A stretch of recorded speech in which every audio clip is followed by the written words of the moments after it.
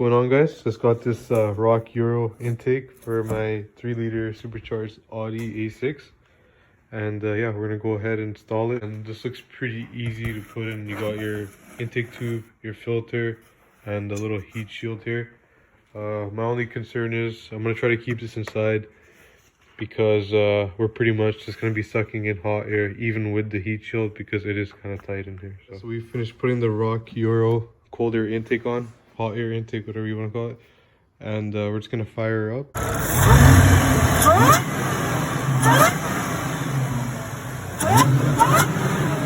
Alright, we're going for a little drive. I should have got that EcoBoost instead. So fun.